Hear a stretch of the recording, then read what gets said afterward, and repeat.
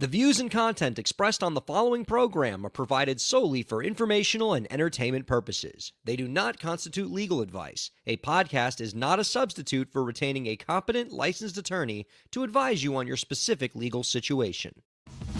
Break the business, play is work and work is play. Power into creators, have fun along the way. Break the business, doing what it takes.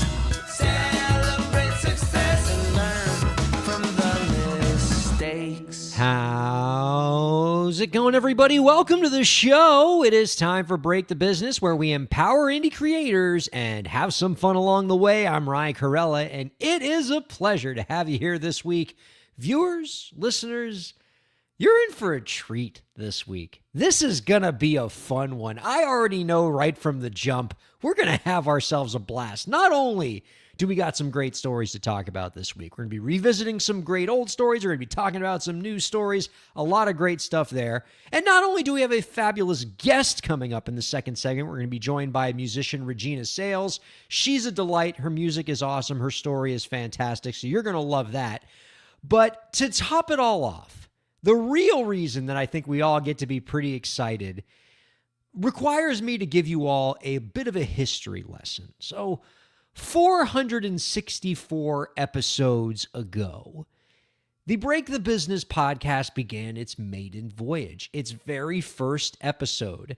And our surroundings were a little bit more humble back then. We started the show in my parents' cabana. We had to turn the air conditioner off because the room tone would otherwise be so loud as to pick up on the mic. We didn't have any live streaming, no lights. We had to use a bunch of computers to make it work. It was a very different operation back there. But it was wild times. It was exciting to start this podcast.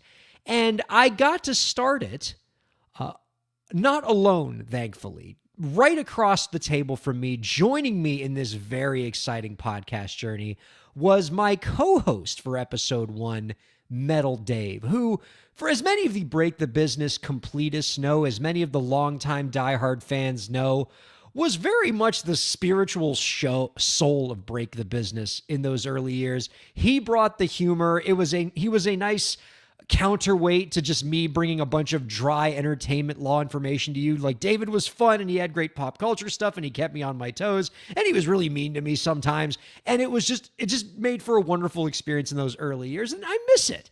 And so I am so thrilled that joining us as our co-host this week, is Metal Dave. He's back. Hey, Dave. Hey, bro. Hey, Ryan. How's it going? Hey, It's everyone out going- there in Break the Business land. This is weird. You're just like live now. I mean, where's the safety of being recorded? Where's the safety of not having a camera on so that people can't see why we have, faces for radio? This is not okay. Also, I'm a little confused. I'm gonna be honest. I'm a little confused. Okay. It says for episode 464, but like I thought we were just waiting to get a time that worked out, this whole time. Like I've been waiting for a call, and I guess you've just been doing this still for the last like 5 years. Is that right? So you never got the email where I was continuing the podcast, and so you didn't hear about like volume.com and being one of the featured shows there. You didn't hear about the Sirius XM. No, so this has been happening then. All this has been happening. For a bit, yeah. Like 7.5 years. Right. Well, so then I assume you did it. You broke the business, right? The wheel has been smashed. The corporate overlords are gone. It's just a panacea of artists creating things, and it's getting value and compensation for their work, and just everything's great, right? Absolutely. No, indie artists have won. They are completely controlling the industry. Big tech has not completely supplanted the record labels as the chief antagonist for indie creators to thrive. It's just gangbusters out here. Like my show's not even necessary anymore. I just basically get out here each week and just talk about how great things are. We did it. We won. Yay! Good to see some sounds still exist. Yes, ladies and gentlemen, it is I, Metal Dave, back here. Yeah, no, that was a nice little stroll down memory lane. Back when we had an actual keyboard for the soundboard, we had the actual analog switches and everything, and you're right, having to plug in laptops and different things and everything. Yeah, those were the days, and people again not seeing what we looked like. Ladies and gentlemen, viewers, I back then I had hair. This is a more recent development. Also, this is what we call being brave and doing the thing and actually getting rid of it, as opposed to my best friend of almost 30 years clinging to the once proud empire. The remaining follicles. I don't know what you're talking about. The mane on my head is just as active and fruitful as ever. As long as I don't turn my head to the left, right, or look down or let you see the back of my head. Yeah, there we go. Yeah. No, it is fantastic to be back. Oh, it's so good to have you, man. I miss you. I miss the report. Even though like the setup has gotten a lot more bells and whistles, like there's something about like doing the show on that like cheap card table that we had, seeing our show rundown on a dry erase board on the wall. And that's like how we kept track of the show. Now it's weird. Like you guys can't see off camera, but there's a guy holding a boom mic like right here. It's really weird. And and for you original listeners, you will be happy to know that Ryan did indeed send his goons. So for the maybe 10 of you that get that, Zach Sloan, that's for you, buddy. How much of this show is going to be you making like inside joke references from 420 episodes ago that like 5% of our audience will get? Yes, it is the year 2015, ladies and gentlemen. That's where we shall live. Remember 2015? Everything was fine. I was about to say, like, who's saying no to that? Yeah. Oh, those innocent days. Oh man. Anyway, this is what I don't know. Something just popped up on the screen. Please explain to me. Okay, so we have viewers now, right? And they can post comments on Twitch and Volume and all the different places where people can watch the stream live. And so, yeah, you might see comments pop in periodically during the show. So this is that person's source for non-Taylor Swift music news. So should we type in, find out the latest Taylor Swift items and see what's going on? Just for that viewer. Make this a Taylor Swift podcast? No? Okay. I mean, we have made plenty of Taylor Swift podcast episodes. So, don't worry about that. The show started before she was even a singer, I think. So, there we go. Oh my God. She was, I mean, God, like we started the show before 1989 came out. I mean, it was a very different Taylor Swift back then, for sure. I thought you were saying you started the show before 1989. It feels like that. So, well, I mean, let me ask you, Dave. What do I do with this segment? How do I make the most out of having you here? Like, do you just want me to do business as usual, like talking about, entertainment law stories, indie artist stories? Should we just goof off until Regina Sales gets here? Like, what do you want to do, man? Well, obviously I was the king of sort of kind of goofing off and trying to derail the very important business that you were doing. And, viewers, if you ever really want to experience the depths that Ryan went to for you all, there was a show and a segment that was explicitly and only about email signatures. And you're saying to yourself, well, what do you mean? And I'm like, yes. Do you know how you have an email signature block that says thank you, comma, your name? There was about conservatively 15 to 20 minutes devoted to that. And it might have been more than that. Yeah, and just the sort of the positioning, the typeface, what you want to put in there, the links, all this, that, and the other thing. I remember thinking at the end of it, it's an email signature. Like this, what are we doing? Oh my God. The lack of air conditioning has gone to this man's head. He's insane. I've known this man for 20 years and I have to kill him because clearly he's gone off the deep end. So yes, I think we can have a mixture of fun and business. I've evolved since then. I care about music business and these articles and things so much so that I am actually responsible, ladies and gentlemen, for the recent, not responsible for Chapel Roan news, but for it being discussed here. I know without me sending the Hollywood Reporter article to Ryan, there was no way he was ever going to come across it. because it wasn't that big of a deal in the zeitgeist. But we can, if you would like to introduce, please go ahead. I don't want to Okay, step on toes. so we all right. So you're ready for the entertainment law news. It sounds Of like, course. and yes, I do want to tell the viewers and listeners, he's only half joking about like sending me that story and me being the reason why we talked about it. Metal Dave was actually the first person to text me the Jeff Robin Hollywood Reporter editorial about the Chapel Roan Grammy speech that we've been talking about for the last 2 or 3 weeks. I broke the story. Yeah, I mean, I broke it. I think you actually like you actually told Jeff Robin he should write this article. You were like, "Hey, Jeffy boy, this Chapel Roan getting a little too big for her leotard britches, and I think you need to just put that one in her place right now." You know, We really need a straight white guy to explain what Chapel Roan really means. That's what we as a nation are just aching for. That's what we need, bro. these artists just they want too much. They've had it too good for too long. Like now they want health insurance. Come now. Yeah. Someone needs to set these ladies straight. And Jeff it was so Robin great. answered the call. I listened to the show last week with Kay, who wrote the rebuttal piece in the Kay Higher Hanley, Court to Jeff, and it was so great. And I was hearing you and Dak talk about it, and it was such an interesting just sort of topic about him going about like oh yeah, you guys want the label to be responsible for healthcare claims, and it's like, guy, that's not how health insurance through an employer works.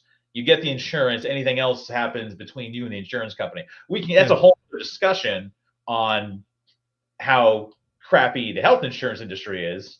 That's in a whole other podcast segment. But I'm just thinking like, God, man, it's such what a way to think about it, that you're this all-powerful record company. You have the power to contract whatever you want, and they have.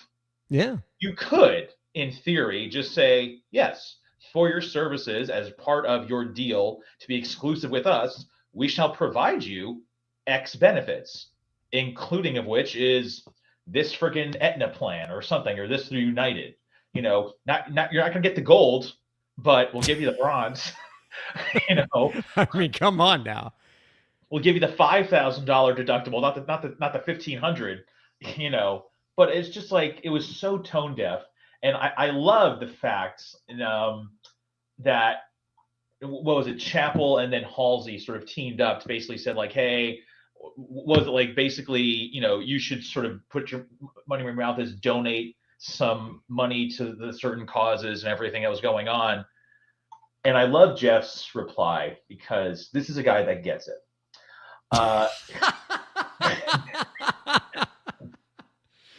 From here we go. Thank you, producer Lauren. Quote, who thought it was a good idea to publicly challenge an educator to a $25K one-upping contest? Really? Do you know what teachers make? Right idea, pointed in the wrong direction.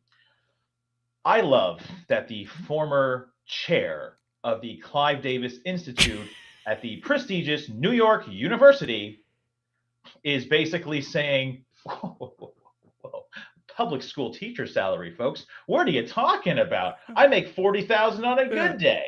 I have to buy the pencils. Dude's like an upper level higher ed administrator. He's talking like he's an LAUSD teacher. And you know what? Hey, fine, fair enough. He's not at the Institute anymore, but NYU, because NYU is a public institution, right? You went there. It is. It's a private institution. Okay. Oh, it's private. Oh, see, I didn't know that. Even though they actually still post what they're transparent in their salaries.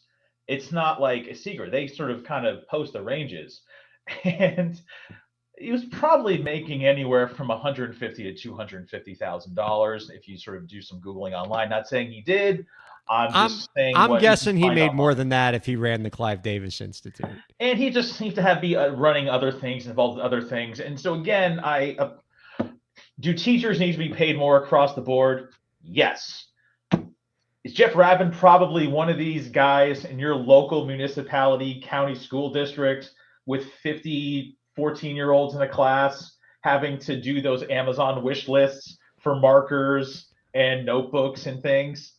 I don't think so. I don't know. I'm not there with him. I may be off, but something tells me he's not that guy. But I just love that he went with the really, guys, really? You're going to ask a teacher. A teacher. I care about the kids. I just love this guy. Yeah. And then, did you see how he wrapped it all up? Oh, yes. No, please talk about this other tweet. Yes. Okay, so let me pull it up because again, I have to. Okay, producer. Producer Lauren's ready to go. She's on top It's of so it. weird. It's so great that your parents had the foresight to name you your first name, producer. It's like they knew. It's like they knew. Okay, Dave, I have to call her. I have to call her producer Lauren. If I call her Lauren Kairalla, then everybody thinks she and I are married, which, by the way, like 50% of the guests who come on this show think is the case. No, it's far more sinister than that. It is nepotism. It is the fact that she is your sister. So, give someone else a chance. Oh, God, Lauren, I don't know how you sleep at night. Nepo producer. Anyway, this is fun to be back. This is fun. We miss you, pal. A week ago, I slammed. By the way, Grammy. before you read this, I sure. just have to say, I'm sure Jeff Robin appreciates the voice that you're using right now to narrate his tweets. I'm sure he's like, oh yeah, this is helping my argument, the way he's reading my tweets right now. Again, call back. I could have done a Max Martin sort of thing, and that would have, the Swedish guy. That was a fun one. Oh, different times. Different times. Such a great. I'm not doing any that. Yeah, you can't do that. Sucks because like what you're making is a very funny reference that I am sure zero people listening get. I mean, it was kind of Muppets sort of Swedish stuff in a way. So, there we go. Use your imagination. Anyway, so he wrapped up this entire saga that spanned pretty much a week with this chestnut. A week ago, I slammed her Grammy speech and called on her to build. Chapel Roan did. Artists, a 501c3 partner, and music codes, you put your money where your mouth is and lives will change. Industry battles ahead will test you, but you have a village now. With respect, JR. Yeah. Nice pivot. Basically, what he basically did, I love it here. And, if because we used to watch Family Guy a lot together, and anyone out there, this is basically just that you stood up to me. Congratulations. You passed the test. This was all a plan. Yeah. This was all a thing of oh, no. I really wasn't going after you. I just wanted to help you find your voice so you can lead a generation into the future and, create change for young artists. He secretly agreed with her the whole time, but he knew that she needed this push to take it to the next level. Yes, this was for her. This was for her benefit. He's the hero. That's what people don't get. He's the hero.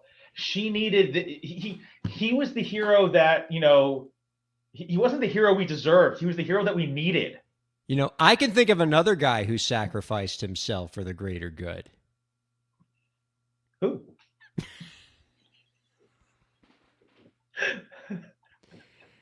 I don't know, but it wasn't as big of a sacrifice as what Jeff Robin did. That's for sure. Oh, no. Yes. No. And on the third day, Jeff Robin's Twitter account came back up.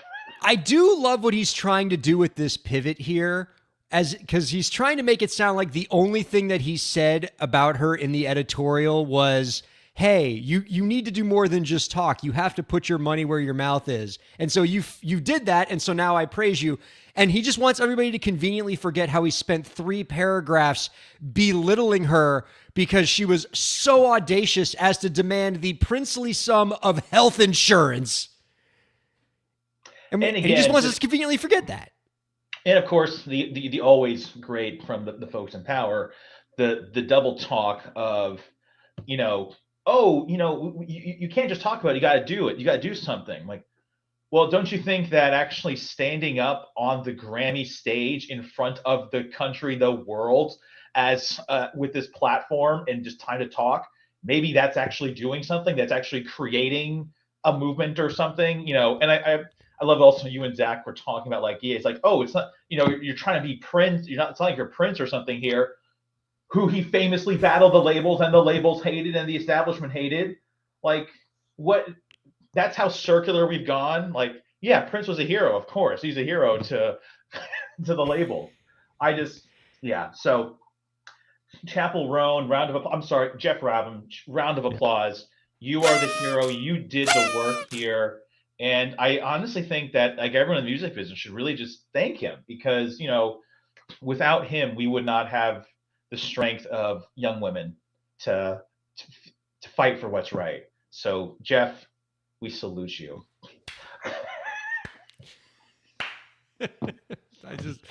There's so much to love about this story. If like the fact that it underscored like the terrible plight of artists didn't exist. Like if we could take that and put that aside and just appreciate how hilarious this is in a vacuum, this would be a much better story. It would have been such a great essay if he wrote that in 1996. Yeah. But times have changed. It's 2025. I just love okay, girl, sit down, young one. Let me talk. Yeah, that went over like a lead balloon. So I remember you telling me, Dave, that when you were listening to the Kay Hanley interview last week, you were kind of blown away by her discussion of like how record label advances work. So this is so true. Yes. And you can put me on blast all you want because I sat across from you for 3 years consecutively doing this show. You published a book, and viewers, the younger ones, a book is a physical sort of manifestation of words that you turn through that aren't necessarily on this. Anyway, and they're a lot of fun. But I legitimately clicked in my head, oh, they get an advance, but it's not an actual advance, it's a loan. But you have to pay it back. And then they get the studio space and the recording equipment, all the people to do it, and they pay for it. But then they just invoice you for it at the back end. So it is like essentially going online and saying to someone, hey, I'd love to go to stay at a Hilton hotel. Sure, pay me $500 and I'll book your Hilton hotel for you. And it's like, well, I can probably just do that though, right? Like I can go online and do it. Like, yeah, but it's better if you pay me $500 so I can do it. Like, yeah, but I have the infrastructure I can do, right? Like I can go ahead and record and even get studio time on myself and probably even book a cheaper studio, right? Don't you think? Yeah, we should do it though. We should do it. I'm thinking like, oh shit, that's quite horrible. Yeah. And it makes no sense on why it still exists. I mean, it's an increasingly insane business model, especially when you think about like what I think is probably the strongest analogy to what a record deal is. It's imagine you're trying to buy a house and the mortgage bank is going to lend you money to build the house that your dream house. And so they're going to lend you the money and then you have to pay them back. And they get a percentage of your salary that you earn for like a set number of years while you're paying your house back. Oh, and when you're done building the house and you're done paying back the mortgage, the bank still gets to own the house that you built. That's a record deal.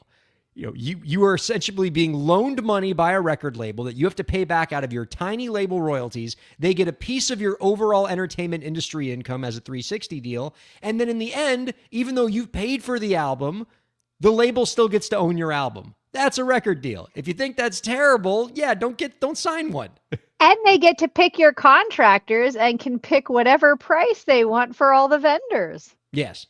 And they can tell you, if they want you to build more houses, they can make you build more houses even if you don't want to build those houses. If you want to build houses and they don't want you to build them, then you can't build them. Oh, yes. And they don't have to give you health insurance. I do remember when travel agents were a thing. Back in also, yes, you can walk into a AAA and grab the guidebook. And you had to go to a travel agent to book this thing because how are you going to do it? There It there was is no called online presence. You have to triptych. call up someone. When you went to AAA, you had to get your triptychs. See, I'm the It's only one who knows that. it truly makes no sense. If you actually think about it, really, in this day, in 2025, right now, with every single technology and service available to everyone, there actually is no, I would say there's no argument for why a record company would exist just off the bat. Two, fine, they exist.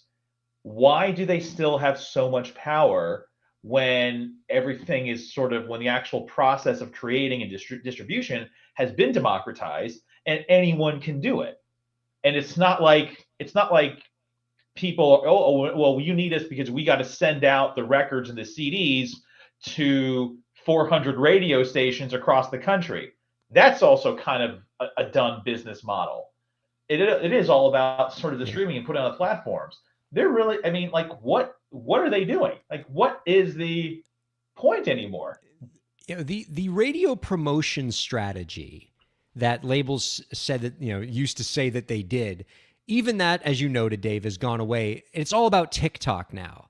And we've done stories in the past where artists have basically said, I'm signed to a label and the label's not letting me make an album. And they told me, we're not going to pay for your next album until you can make something go viral on TikTok that we can then use that momentum to build around to like make it cost effective for us to fund your album. And so if you're now in charge of promoting your own stuff, you have to make something go viral on TikTok. The label's not even doing the promotion side of things for you. Yeah. No, So again, what good are they? no.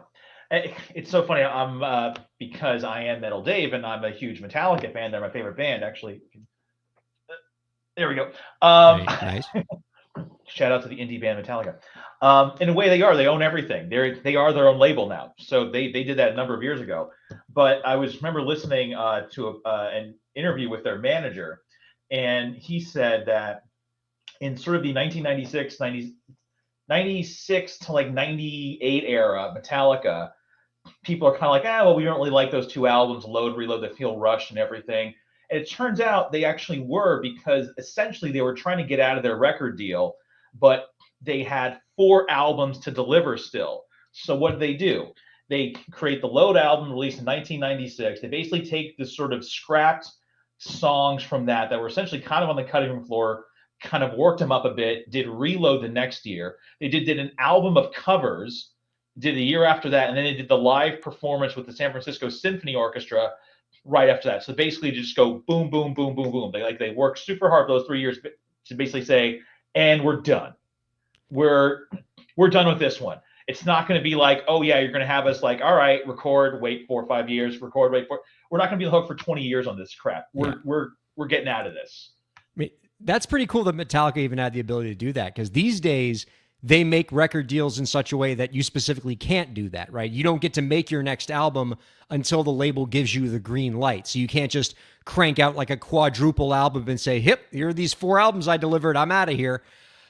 Producer Lauren, this is like a completely insane homework assignment I'm giving you on the fly, but I believe the all-time MVP example of what Metal Dave is talking about there, of an artist just cranking out a bajillion albums at once to get out of a record deal, was done by Frank Zappa.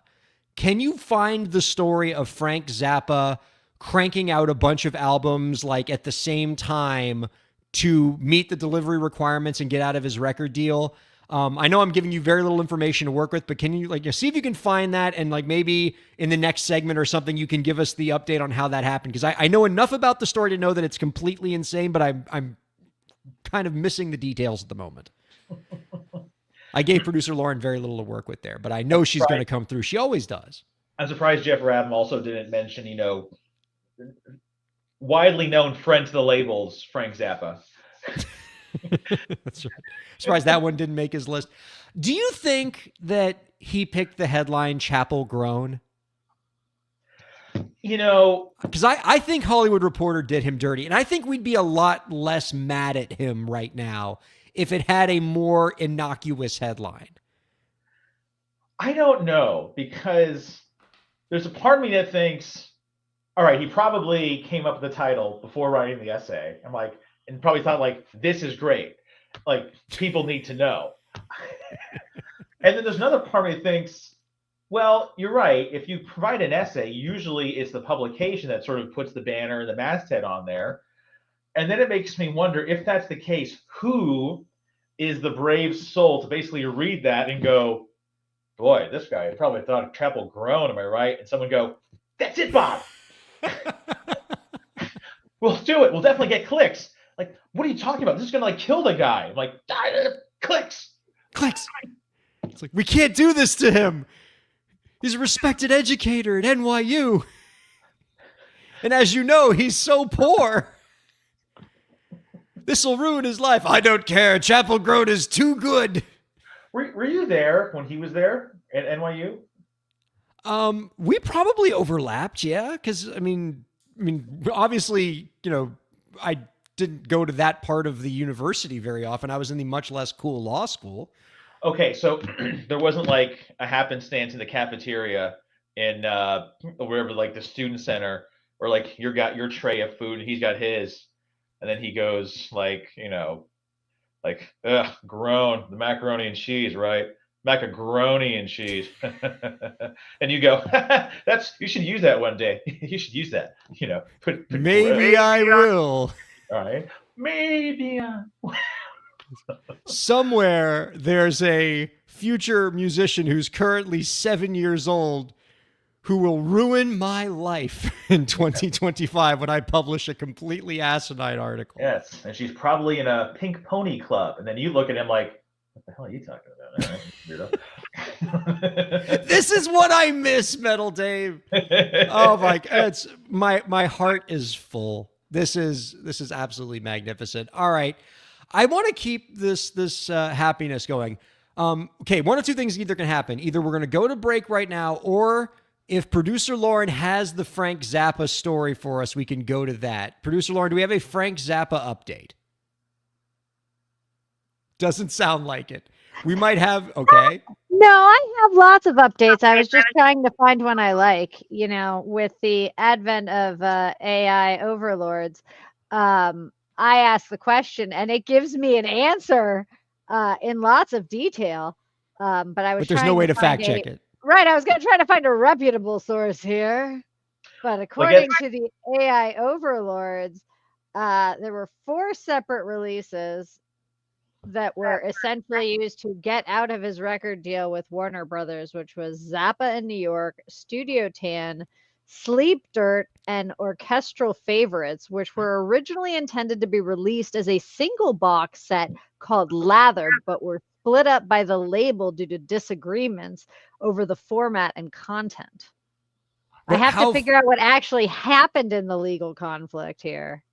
So it sounds like Zappa had 4 albums to go on his deal and just rapid fire cranked them out one after another. Within the same year, I think. Yeah. Within the same year. I think there's like 3 or 4 in 1 year. Yeah, that's what I'm talking about. That is some good record label grifting right there. That's fabulous. That's New York punk scene at its finest. And then he opened his own label. Which, by the way, like there is a rich history of artists like screwing record labels, like by creatively interpreting contracts that have led to record contracts forever getting changed, right? You have this one where Frank Zappa cranks out a bunch of albums in the 11th hour to get out of a record deal. And then they changed the rules that now, changed every record deal to say the label gets to decide when you make your next album, not you. So you can't just get out of your deal faster by creating a bunch of records. I think the modern day example of this is, now we can mention her, Taylor Swift. Because when Taylor Swift got out of the deal with Big Machine and Scooter Braun took all of the Big Machine masters, Taylor Swift said, well, I'm just going to re-record all those masters so that, the old masters will be worthless. And now you'll have something that's not worth anything. Yep. And she was able to do that because most record deals had what's called a recording restriction clause that said that an artist wasn't allowed to re-record songs for like 5 years. And Taylor Swift is like, most of these albums are more than 5 years old, so I'm going to re-record these. And indeed she did. And indeed those old masters became worth a lot less. And so now every record deal doesn't want to be the next Taylor Swift big machine. And so now all of them say, you just can't re-record your stuff anymore unless you have our permission. Or they've made the re-recording restriction like 10, 15, 20 years. Yeah. It's almost like Frank Zappa was a mother of invention.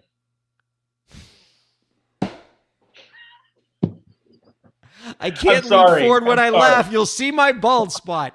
Okay, with that, God, what a dismount. We're going to take a quick break. We're going to be joined by Regina Sales in the next segment. Don't go anywhere. Keep checking out Break the Business. Break the Business is presented in cooperation with Ryan Kairalla, PA. Ryan Kairalla, PA is a law firm providing transactional entertainment legal services, including contracts, business formation, commercial law, copyright, trademark, and more. Ryan Kairalla, PA, Miami, Florida. rkpalaw.com.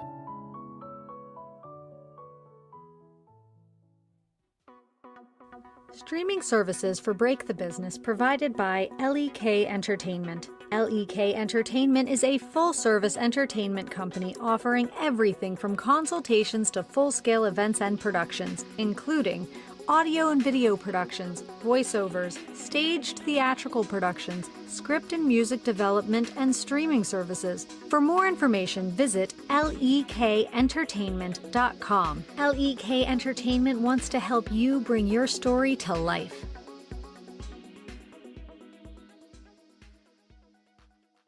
Thanks for supporting Break the Business. If you have a question or topic that you want us to discuss, email us at breakthebusiness@gmail.com. You can follow the host, that's me, on Twitter at Ryan Kair, and you can follow the show at the BTB Podcast. Be sure to subscribe to the show on Twitch, YouTube, and Facebook, and on all major podcast platforms. And now, let's get back to the show. Metal Dave, have I ever told you my Bono clapping hands joke? No. Okay, I'm pretty proud of this one. Bono and U2 were playing a concert. Okay. And in the middle of a song, he just like signals the band to stop. And he gets on the microphone in silence and just starts clapping his hands like this. And then he says, "Every time I clap my hands, another child in Africa dies." And then somebody in the crowd shouts, "Well, fuck, stop clapping your hands then."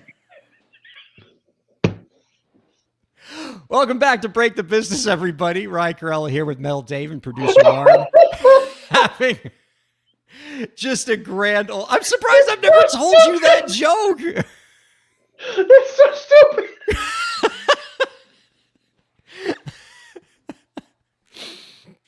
You're telling me you made that up? No. Of course not.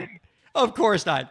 I wonder if as a programming note, because Sirius XM does make us bleep out the swears. Do you think that the Scottish version, the Scottish F word that I just said has to be bleeped, or was it distant enough from the traditional F word that we can keep it in? We'll have to decide later. You know, I will hereby apologize to all of our viewers and listeners in Ireland, where U2 is from, as opposed to Scotland. You said Scottish accent. I did. Well, because I'm pretty sure in my joke, I used an Irish accent for Bono, and the guy in the crowd was clearly Scottish. I thought I made that, like, those were two pretty distinct accents I gave you in that joke. Master impressionist that I am. This is a concert in Edinburgh. That's what this is. That's the backstory to this joke. Oh, you're right, because U2 never tours internationally. Everyone knows they stay right at home in Ireland. Well, you know, it's easier to pack the gear and everything, and, you know, we don't have to spend that much on travel and freight. That way we can save the money and send it to those kids in Africa, you know.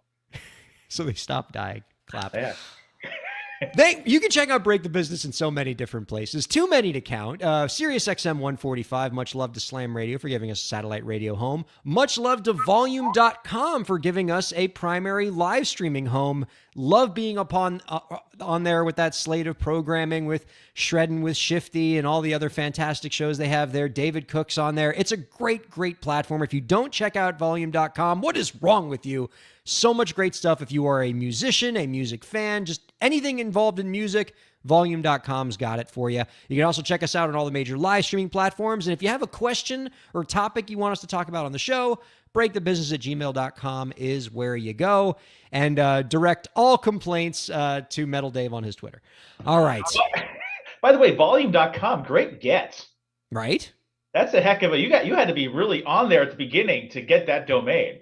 Oh, I thought you were complimenting our show for getting on volume.com. You were complimenting volume.com for getting the volume.com domain name. Is that what that was? Yes, and congratulations on also getting in with the fine folks at volume.com. Please go and check out all their shows and subscribe to all their people. Just engage in all of their content. But yes, the fact, when you have that sort of just like vague noun or word.com, you're like, wow, you've been there for a while, man. You were there, you signed up on AOL. I love right. This is like the most old millennial show you've probably done in quite some time, because we are this year with both of us turn 40. So Stop.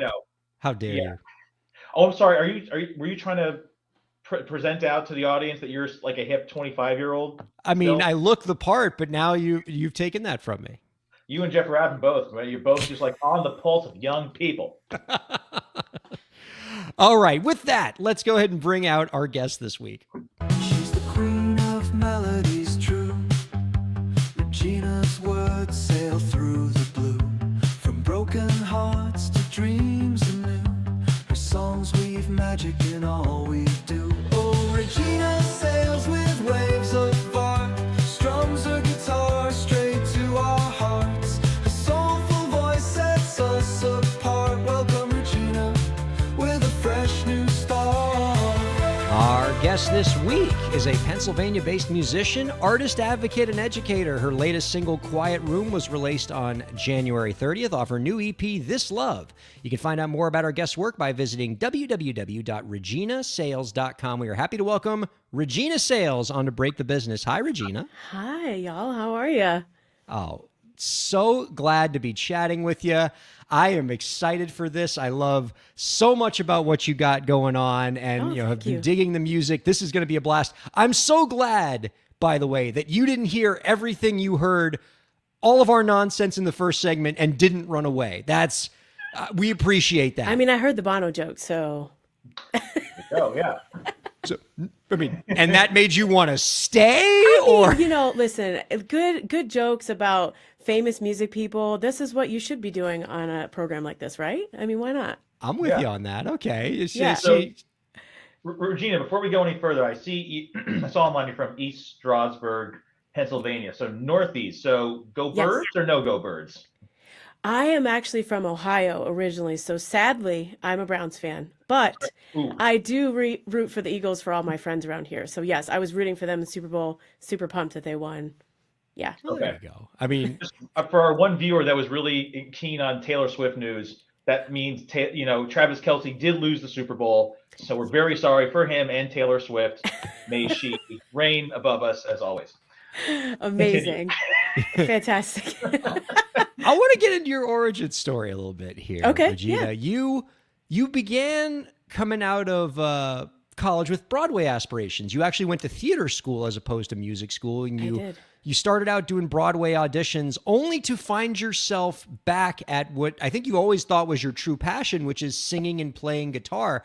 Tell us about that journey, because it's one that we've heard from a few different guests on this program, and it's interesting to hear the stories of the folks who like dabbled in theater, thought they were going to do that, and they're like, you know what, I'm just here to rock out. Yeah, I loved theater, everything theater. My mom did theater, community theater growing up, so I was going to rehearsal with her from the time I was like 5 years old. So I think I just always loved it so much that when it was time to choose, what do you want to go to school for? And I knew that I could sing and I played instruments, but playing guitar and singing was always just something I did for fun. And so I just decided to pursue theater. And when I was in college, I had like a crappy retail job, and one of my friends was like, "You could just like go play your guitar in bars and make money." And I was like, "That's actually kind of a good idea." So I started going to open mics and getting booked in small bars and restaurants and playing, and it was way better than my crappy retail job. And so when I got out of college and I moved to northern Jersey, and I was about 20 minutes outside of Manhattan, I was going in for the cattle call auditions, and but I was still going out, actually coming out to the Poconos where I went to college to play all the resorts out here. And after 6 years of being in New York, or being that close to New York, auditioning, I got some small commercial work, but nothing really substantial. I just decided to move back out to this area because I was working out here so frequently anyway. And at that point in time, I finally had started writing my own songs as well. I love that. And Cool. Yeah. it's been a cool journey for you, but for many folks in your profession who've been doing this long enough that you have sort of a pre-pandemic and post-pandemic career, it is interesting to hear from folks in your position about how the pandemic affected your career. And I've heard many different versions of that story, right? I've heard artists who say, "Oh, I mean, the pandemic, for everything that, that was bad about it, I did thrive in that. I did find opportunities because of the pandemic and found ways to pivot." And now obviously we've heard from artists who it wasn't a great experience for them. And I think for you, you've spoken about how the pandemic affected you negatively, but how you also saw it as an opportunity to invest in your education. And that's Yes. paid some dividends for you. Can you tell us about that? Yes. So I did Facebook Live during the pandemic for 14 straight Saturdays. And after the first Saturday that I did it, my sister was with me, and she was kind of like manning the comments, or womaning the comments, I should say, and taking requests from people. And it was such a great thing. And I just put, it was like, "Hey, I have a Venmo. Hey, I have a PayPal." And at the end of the segment or whatever I did, like I played for like an hour and a half, I had over 600 people tune in. And when I checked my Venmo and my PayPal, people had donated $3,000 to me. And I broke, I just broke down and started crying. And my sister is like big supporter, my younger sister, big supporter of mine. And she said, "Regina, this is 20 years in the making of you being the artist who will sit down and talk to people after your shows about their family and, play their graduation parties and do all the things." And she was totally right. So there was like a really huge realization for me during the pandemic that I have had a career that has impacted people, and they really, really showed up for me in the biggest way during the pandemic. I felt so grateful. And yeah, while I was in the pandemic, I was struggling creatively, though. I just was not writing songs. So I went back to school. I took 7 classes from Berkeley online, and I learned how to engineer. And I'm not great at mixing, but I can record myself. I'm good at engineering. I record people in my project studio now. So it was a great thing because it forced me to sort of pivot, I suppose. But at the same time, it made me lean into actually being an artist. And after the pandemic, I launched a Kickstarter, and the Kickstarter was funded well over the amount that I had originally asked for, because people just showed up. It was really humbling. That's so awesome. And I know you, and I think, did I read that like the investments in education that you made to learn about like production and mixing and things like that has actually created a different content stream for you, because it allowed you to start making content about gear and production. And that's something you take a lot of pride in, because I know I've heard you say in the past that like this is a lane that you haven't seen enough women participate in, and you feel like you're something of a pioneer. Yeah, I mean, there are women out there doing it, but definitely pales in comparison to all the men that are gonna, talk about different things. And, I've learned a lot from those men. It's nothing, no shade against them for sure. But I do think that there's, it's great to visually have women out there doing it as well, to empower other women to do it. I just shot a video today. I did a cover song last week, and then I had people in the comments say, "Can you do the breakdown? How did you set up your gear?" So I just shot that video today to edit and put up there to just show everybody how I kind of made the video. So yeah. Well, that's really cool. So you're also you're basically giving back too to the whole community. Yeah. And I had a panic moment before the pandemic, and was like, I'm just going to quit singing. And I went back to school and got my master's degree. So I do have a master's degree in education. So that has really helped me in planning content, because I understand, like, if you're not engaging people from the beginning and finding benchmarks throughout, you're going to lose your audience. So education, having like that educational training and curriculum and stuff's really made me think about my content and how I'm creating it and how long it is and just, all those things. Is there any general advice that you can give to creators out there who might be interested in making videos about gear or production or just the technical side of things, on how to get started, maybe pitfalls to avoid? I think for me, the thing that I'm really focusing on is I've seen so many reviews on this pedal does this and they show all the features, and that's great. That's great to have those.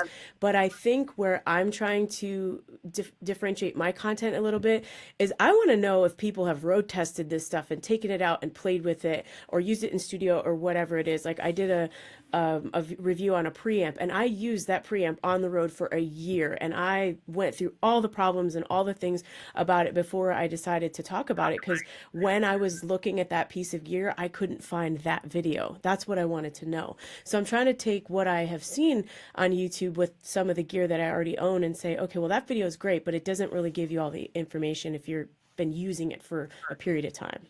So my thing is, if you're going to want to create a review on something, dig into it, find out all the good and all the bad, and don't be afraid to talk about the good and the bad. So it sounds like obviously learning is an education, such like a big part of your life, to sort of, nice, not once, but twice decide to go back to school, which that's freaking awesome. I don't know what degrees you have left to conquer. I don't recommend you take our paths and go to law school. I think. Oh, my sister's a lawyer. It's okay. I don't need. Oh, there you go. Cool. There you go. Free stuff right there. That's right. The way to do it. Yeah. Ladies and gentlemen, that's the tip too. Don't go to law school yourself. Make sure you have a family member that goes to law school. That's right. I feel like having a family member who is a lawyer is like having a family member who owns a pickup truck, right? It's better to have somebody else have that thing so you have it when you need it, but you don't have to go through the crap of getting one and maintaining it. Yeah, it's true. It's true. But so I just want to know, like, do you think from your perspective, is it worthwhile for the artists out there to sort of sometimes almost, I'm going to say stop, but just sort of take some time to actually kind of like, hey, I'm going to create everything, but also it's probably good to learn some things too, and sort of find some sort of, if it's not like an official, classes or anything, but just almost like learning time, so to speak, Yeah. Sort of. There are so many online courses out there. Like, that's one of the things that as musicians, like, that people are saying, well, if you don't want to go out and gig traditionally and you're not making money off streaming, that's for sure, what other things can you do with your knowledge to create revenue? And one of the big things is to create a course. I've had a lot of people say to me, like, are you going to create a course? And I'm like, I don't know, maybe down the road I will. But I mean, there's a really great YouTuber. Her name is Rachel K. Collier, and she does amazing tutorials on, working in a DAW, writing songs, producing and whatnot. And I've referred a lot of my friends. I had already taken Ableton classes at Berkeley, so I didn't really need to take them, but I have learned so much just by watching her YouTube channel. So there's a lot of great YouTubers out there who have made courses that I think are absolutely worthwhile. And there's a website called udemy.com. I've actually taken a few courses on there to learn pieces of gear, and video. I did a video editing class on there. So yeah, I think nowadays, if you want to get into being an indie musician, just learning how to be a content creator. I mean, I do everything. I know how to do audio. I know how to edit video, and I didn't know that I was going to be doing all those things. And I shied away from doing YouTube for a long time because I was really just like, I don't know how to video edit and this is going to be awful. And now I'm in, Final Cut Pro and I'm doing it. And you really just have to do it. Honestly, that's the thing. I dig this. And I feel like you're talking to me without talking to me, because like I've been saying for years like that I got to make more YouTube videos, like give advice on YouTube and things like that, and I'm always putting it off. And like I feel like you're talking to me with this, and I'm hearing you. Okay, I'm hearing you loud and clear. Okay, so here's where we are, Regina. I want to hear you play a song. I've been told you have a song ready for us, but yeah, sure. I also see on my show sheet here that you are into video games, and I really want to talk about video games with somebody because I miss them. Okay. Dave and I are both parents of toddlers, and Okay. our video game days are now far behind us. Done. You know, like when that sound that the Xbox makes when you turn it on, like the put-a-doop, like I can't even have that, sound go off because like my wife will hear it and she'll be like, oh no, there's about 1,000 parenting things you have to do. There's no put-a-doop that's going to happen right now. Oh, So, that's so sad. I want to live vicariously through you and like video games. Like, I mean, when you say you're into video games, like, are you talking about current games, classic games? Like, what's your jam? Both. So I was a Nintendo kid for my whole life, and I got to this point when I was in, I guess, probably post college. I had a Nintendo Wii, and then they came out with like the Wii U, which I never got on. I was like, okay, I'm an adult now. Like, I don't play video games anymore. Like, I got in my head about it, right? And then I had some friends that were like, what kind of crap is that? Like, you can still play video games, right?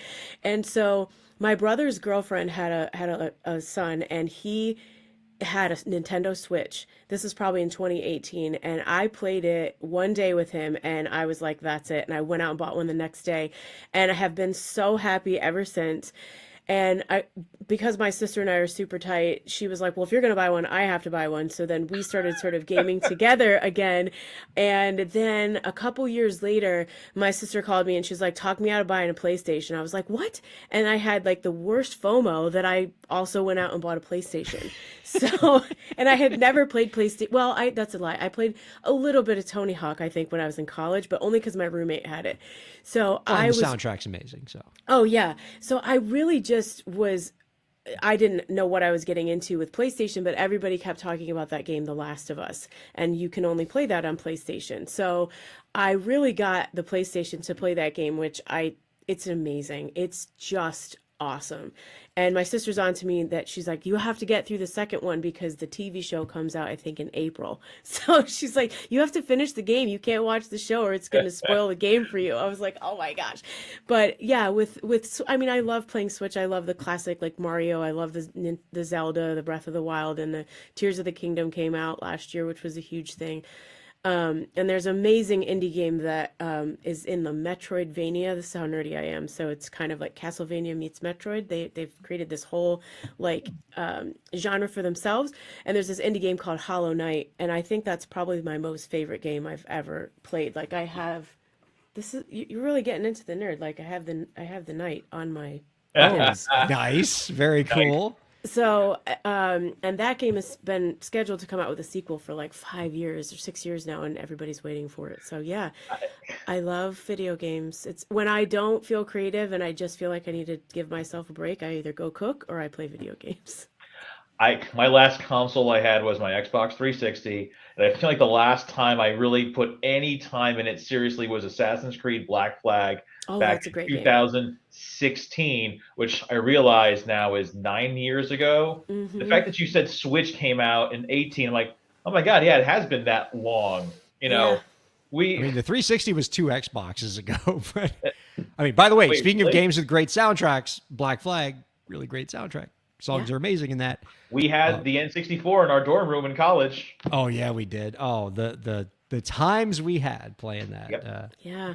All I right. think you should try to find some time to do it. Well, you tell that to my wife. Well, I mean, I have a 6.5-year-old and I still find time to do it. So.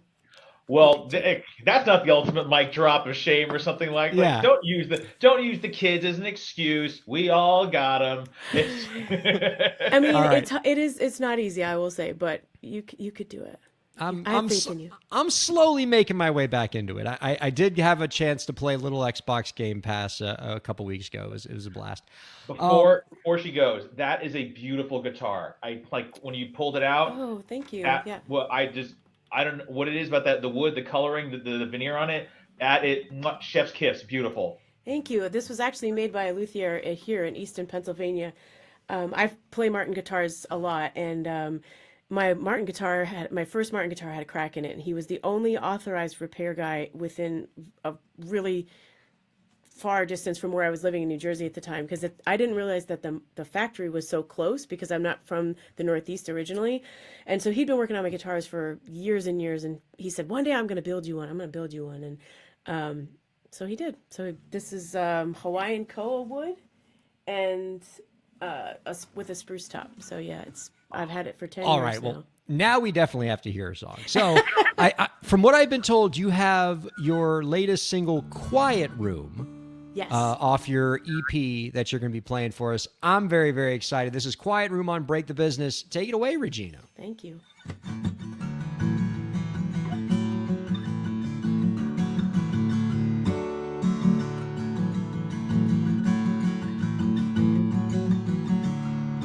It's been 10 years since I've heard this voice.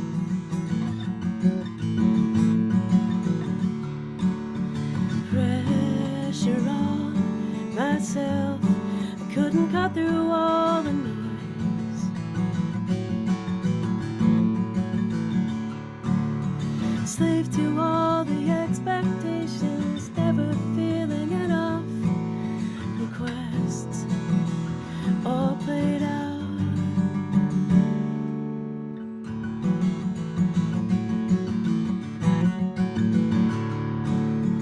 Breathe deep, fight the stinging in your eyes. Don't be so hard on yourself, it's okay to cry.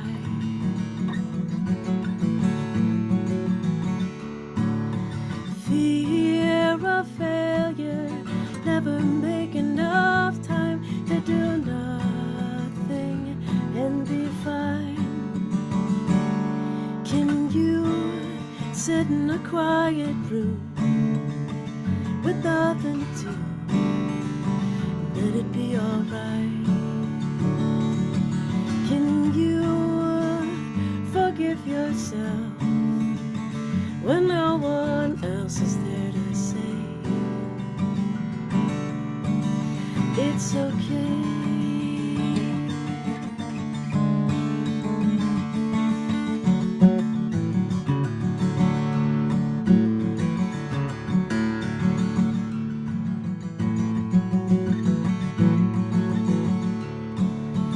Pour yourself a glass of wine and draw yourself a bath.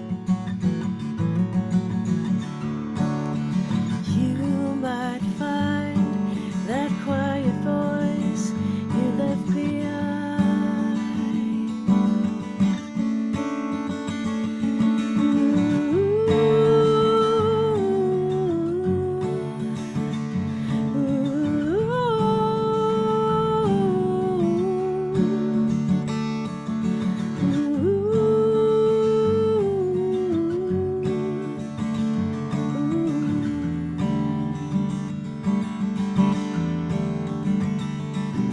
Can you sit in a quiet room with nothing to do and let it be alright? Can you forgive yourself when no one else is there to say? Can you sit in a quiet room with nothing to do and let it be alright? Can you forgive yourself when no one else is there to say it's okay? It's okay.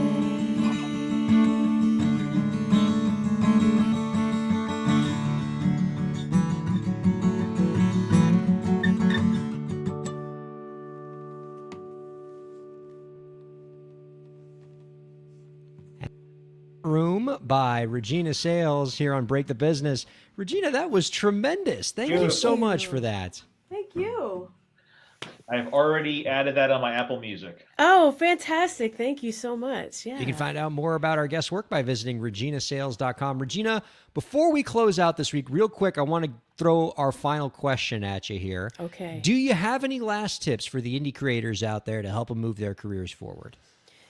don't compare yourself to everybody else. It is the most awful thing. Like, I had all the right things to start making YouTube videos back in 2021, and I let myself get into a really negative headspace, being like, you'll never do videos that are as good as that person or as good as that person, and it really messed with my head. And now that I'm actually doing it, I'm like, oh my gosh, I should have just done it. There's all these videos out there, people saying, just start, just use your cell phone, and I was like, oh, I don't want to do that, and I wish I would have, honestly. So just get out and do it, and don't compare yourself. You don't have to have all the fanciest gear to do it. I surely don't. I have a couple nice things that I've purchased, but you really don't. It's really true. I have seen some really not amazing videos out there that have thousands, millions of streams. So just get out and be yourself. Be authentic. That's the other thing.